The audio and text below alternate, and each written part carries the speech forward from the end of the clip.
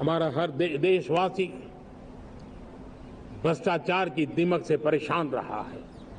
हर स्तर के भ्रष्टाचार ने सामान्य मानवीय का व्यवस्थाओं के प्रति विश्वास तोड़ दिया है। उसको अपनी योग्यता क्षमता का प्रति अन्याय की जो गुस्सा होता है वो राष्ट्र की प्रगति में नुकसान करता है। और इसलिए हमने व्यापक रूप से भ्रष्टाचार के खिलाफ एक जंग छेड़ा है। मैं जानता हूं इसकी कीमत मुझे चुकानी पड़ती है, मेरी प्रतिष्ठा को चुकानी पड़ती है, लेकिन राष्ट्र से बड़ी मेरी प्रतिष्ठा नहीं हो सकती है।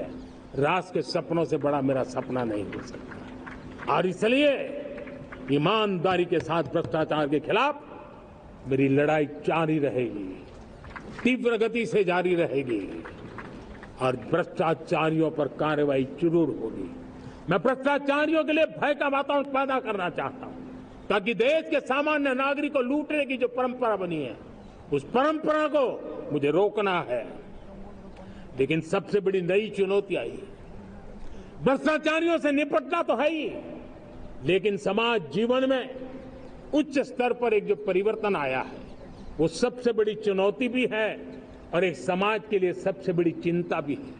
क्या कोई कल्पना कर सकता है कि मेरे ही देश में इतना महान संविधान हमारे पास होने के बावजूद भी कुछ ऐसे लोग निकल रहे हैं जो भ्रष्टाचार का महिमा मंडन कर रहे हैं। मेरे प्यारे देशवासियों,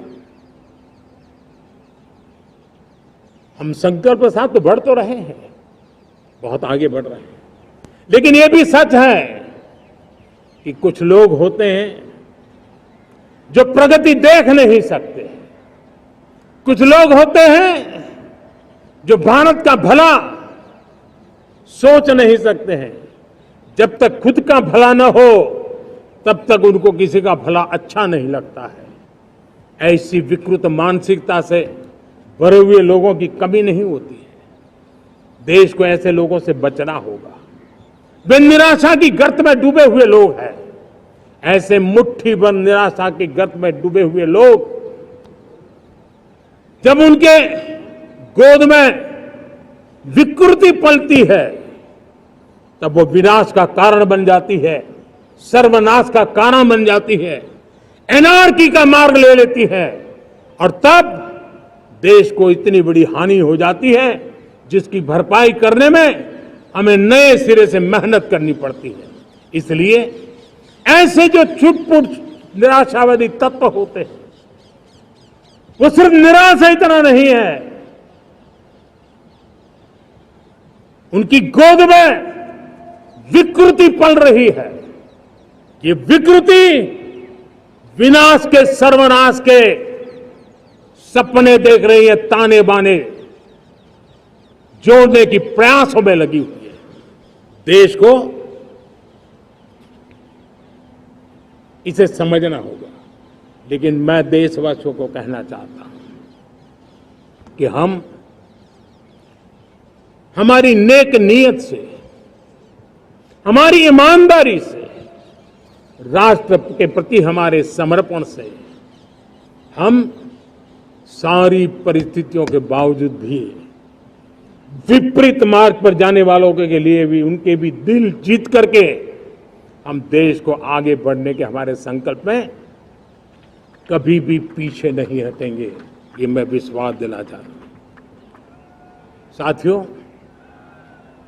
चुनौतियां हैं, अनगिनत चुनौतियां हैं।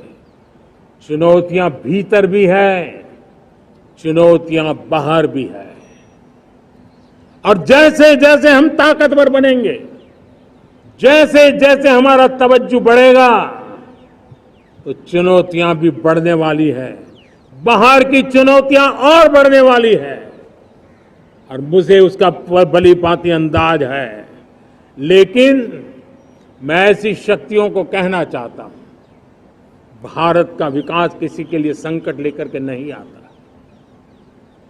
हम विश्व में समृद्ध थे तब भी हमने कभी दुनिया को युद्ध में नहीं झोंका है। हम बुद्ध का देश है, युद्ध हमारी राह नहीं है। और इसलिए विश्व चिंतित न हो भारत के आगे बढ़ने से। मैं विश्व समुदाय को विश्वास दिलाता हूं कि आप भारत के संस्कारों को समझिए, भारत के हजारों साल के इतिहास को समझिए। आप हमें संकट मत मानिए, आप उन तरकीबों से न जुड़िए जिसके कारण पूरी मानव जात का कल्याण करने का सामर्थ्य जिस भूमि में है, उस भूमि को ज्यादा मेहनत करनी पड़े। लेकिन फिर भी मैं देशवासियों को कहना चाहता हूं, चुनौतियां कितनी ही क्यों न हो, चुनौती को चुनौती देना ये हिंदुस्तान की फितरत में है।